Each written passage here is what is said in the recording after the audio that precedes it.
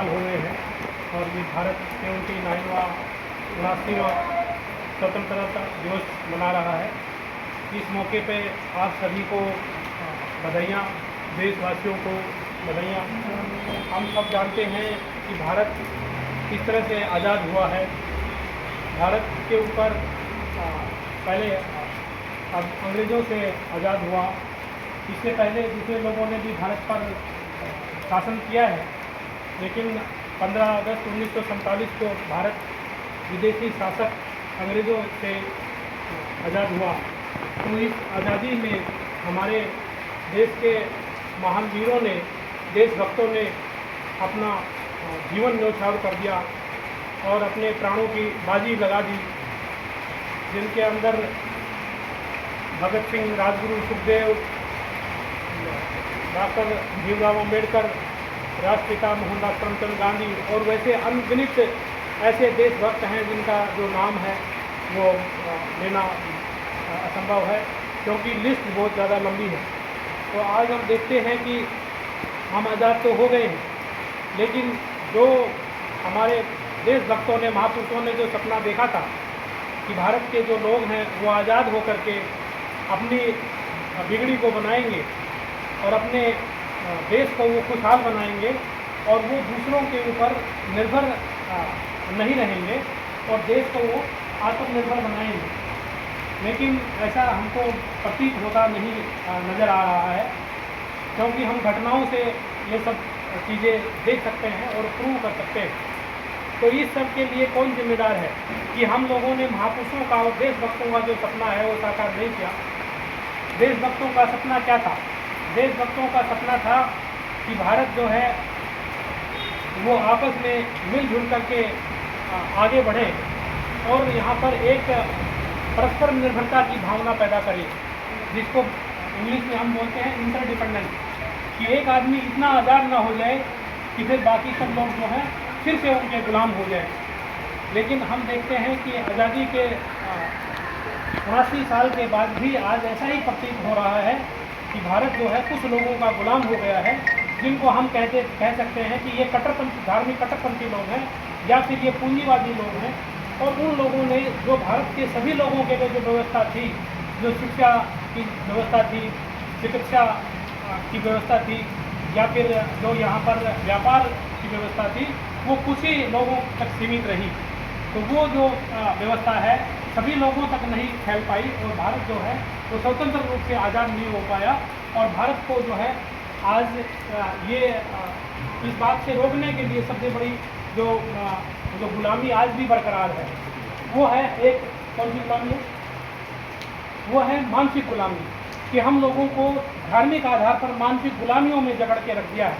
कि जैसे हमारे वैज्ञानिक लोग, हमारे डॉक्टर लोग, हमारे इंजीनियर लोग कुछ बात बोलते हैं, लेकिन यहाँ के हम देखते हैं कि जो नेता लोग कुछ बात बोलते हैं और जब नेता लोग कहते हैं कि भाई यहाँ पर सूरज को जो है वो निगल लिया गया था, उसमें हनुमान ने सूरज को निगल लिया गया था, लेकिन हमारा वैज्ञानिक कहता है नहीं ये कल्पना है। तो इस तरह से जो कल्पनाओं की जो बात है वो हमारे नेता लोग करने लगे हैं और हमारे अधिकारी लोग, हमारे वैज्ञानिक लोग और जो लोग आज़ाद हुए, जिनको विज्ञान के आधार पर आगे बढ़ना चाहिए था और देश को आगे बढ़ाना चाहिए था, वो बात नहीं हो रही। तो हम सब लोगों की ये जिम्मेवारी बनती है कि हम इन जो वैज्ञानिक जो बातें हैं, धार्मिक जो कट्टरपंथी है या फिर जो यहाँ पर अंधविश्वास और पाखंड की जो बात करने वाले नेता लोग हैं और अधिकारी लोग हैं, उन लोगों को हमको नंगा करना चाहिए और इस देश को हमको आगे बढ़ाना है, ताकि ये देश दूसरों के आगे हाथ नहीं फैलाए। आज भी हम देखते हैं कि हम लोगों ने अंग्रेजों को भगा दिया इस देश से। 15 अगस्त 1947 को भारत आज़ाद हो गया, लेकिन आज भी भारत के जो अमीर लोग हैं, भारत के अंदर जो थोड़े से सक्षम जो लोग हैं, वो वहाँ जाते हैं, इंग्लैंड में जाकर के ध्यान लेते हैं, वहाँ अमेरिका जाते हैं, दूसरे देशों में पढ़ाई के लिए जाता है। यहाँ के हमारे जो बच्चे हैं वो MBBS करने के लिए वहाँ जाते हैं, इंजीनियरिंग के लिए वहाँ जाते हैं, या दूसरे कामों के लिए वहाँ जाते हैं, या अपनी जान बचाने के लिए वहाँ रहने के लिए जाते हैं। फिर हमने अंग्रेज़ों को क्यों भगाया? जब हमने अंग्रेज़ों के यहाँ जाके रहना है और वहीं पे जाके हमने सुरक्षा लेनी है, तो फिर हमने क्यों नहीं किया? 80 साल एक बहुत बड़ा समय होता है। तो इसके लिए हम सब लोग जिम्मेदार लोग हैं। हम सब लोगों को अपनी ये जो जिम्मेदारी है अपने देश को मानसिक रूप से आज़ाद करने की, अंधविश्वासों, पाखंडों और धार्मिक कट्टरपंथी जो तंत्र है उसके आधार पर जाति पाति का जो भेद जो बनाए जो रखे हुए लोग उसको ख़त्म करके और हम सब लोगों को इकट्ठा करके मिलकर चलना है, ताकि इस देश के अंदर जो सरकारी संस्थान है उसके अंदर भी कुछ रौनक आए। न कि यहाँ पर मेदांता, आर्टिमस, अपोलो, बत्रा जैसे जो बड़े बड़े अस्पताल हैं उन्हीं के अंदर भीड़ लगी रहे और गरीब आदमी भी वहाँ पर जाने की वो जिद करे और यहाँ सभी लोगों के लिए जो है इलाज उपलब्ध नहीं हो। तो सरकारी अस्पतालों का जो है हाल हम लोगों को ठीक बनाना होगा, यहाँ पे औषधालयों का हाल ठीक बनाना होगा। हम देखते हैं कि यहाँ पर बेसिक जो इंफ्रास्ट्रक्चर है वो नहीं है, यहाँ पर जो औषधालय हैं जो वो सरकारी कार्यालयों के अंदर नहीं है। जो लोग यहाँ पैसा देते हैं, जो मजदूर तबके के जो लोग हैं, लेबर क्लास के जो लोग हैं, वो अपनी कष्ट कमाई से अपना पैसा दे करके यहाँ पर ESI के अंदर उस फंड को बनाते हैं, लेकिन वो फंड ठीक से यूज नहीं होता। और इसी कारण से हम देखते हैं कि भारत के अंदर जो 90% जो औषधालय हैं वो निजी क्षेत्र के उसमें चलते हैं, क्यों नहीं वो सरकारी उसमें बने हैं।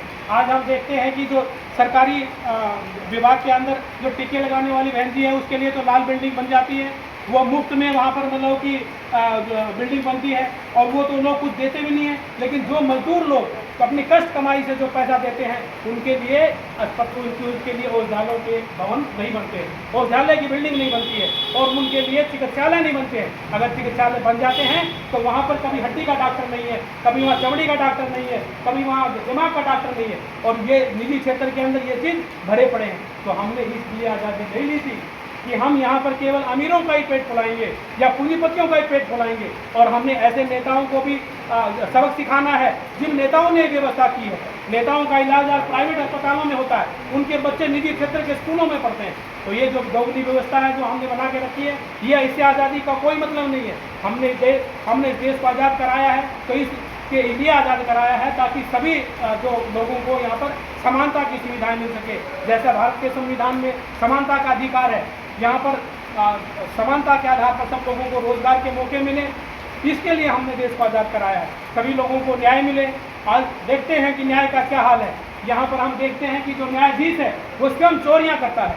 न्यायाधीश किसी से झूठे केस दिलवा करके कई सालों तक लोगों को पीड़ित कराता है। क्या हमने इसलिए ये आज़ादी का दिन देखा था कि आज खुद न्यायाधीश झूठे केस लगवाता है और यहाँ पर 20-30 साल से भारतीय लोग मर जाते हैं लेकिन उनको न्याय नहीं मिलता। आज अंग्रेज लोग नहीं बैठे हैं आज न्यायालयों में, शासन व्यवस्था में अंग्रेज लोग नहीं है और यहाँ पर इस देश के अंदर जिन लोगों के प्रति नफरत फैलाई जाती है, चूड़े चमार और मुसलमान भी शासन सत्ता में नहीं बैठे, उसके बावजूद लोगों को न्याय नहीं मिलता। हम देखते हैं कि सड़क के ऊपर कितनी भारी भीड़ है, लोग जाते हैं वहाँ पर लाठियाँ गोलियाँ निकाल लेते हैं और लोगों को मारने लग जाते हैं, पार्किंग के अंदर लोगों का मर्डर कर देते हैं। तो ये व्यवस्था कैसे होगी? ये 80 साल की आज़ादी के अंदर ऐसा नहीं होना चाहिए था। तो इसके अंदर हम सब लोगों की जिम्मेवारी है, बुद्धिजीवियों की जिम्मेवारी है कि इस देश के अंदर विज्ञान के आधार पर हमने इस देश के समाज का निर्माण करना है, हमने बराबरी के आधार पर इस देश के समाज का निर्माण करना है और हर प्रत्येक व्यक्ति को हमने गले लगाना है। जैसे भारत के संविधान का जो प्रियम्बल है उसकी प्रस्तावना में लिखा हुआ है। तो मैंने जो बातें उठाई है ये वास्तव में हकीकत की बातें हैं और कुछ विषयों को मैंने छुआ है। आप सब लोगों ने इसको ध्यान से सुना है और आप क्या इस बात को मानेंगे और जो भी व्यवस्थाओं में, जो भी संस्थाओं में आप लोग हैं उनमें वहाँ दिल लगा करके अपने मन से उन संस्थाओं में जान फूंकने का काम करेंगे और उन संस्थाओं को आगे बढ़ाने का काम करेंगे, क्योंकि ये संस्थाएं हमारी हैं और ये जिम्मेवारी हमारी है। अगर नेताओं को सुधारने की बारी है तो वो भी हमारी है। जैसे कि हम देखते हैं कि आज विपक्ष का जो नेता है राहुल गांधी, उसने बताया है कि भारत के अंदर चोर सरकारें हैं, कि वोटों की चोरियां करके बनी हुई है। कल तक जो बात हम जो यहाँ सोशल मीडिया 10 साल से कह रहा था, आज वहाँ विपक्ष का दल कह रहा है कि ये जो सरकार है, जो चोर सरकार है। तो इस तरह की बातें नहीं होनी चाहिए कि आज आधार कार्ड हर चीज़ से जुड़ेगा लेकिन वोट नहीं जुड़ेगा। क्यों? वोटों की चोरियाँ करनी है। तो ये जो चीज़ें हैं ये हमारी आज़ादी के मौके में कहना ज़रूरी है। तो हम सब लोगों को इसकी जिम्मेदारी लेनी चाहिए और हम सब लोगों को जो ऐसे लोग जो इस देश को आगे बढ़ाने में लगे हुए, हमको जाति और धर्म के ऊपर उन सबका साथ देना है। इसी के साथ मैं आपको फिर से राष्ट्रीय जो स्वतंत्रता दिवस है उसके ऊपर बधाइयाँ देता हूँ, सबको शुभकामनाएं देता हूँ, सबको जय भीम जय भारत। भारत माता की, भारत माता की, वंदे वंदे, जय भीम जय भारत, जय भीम जय भारत।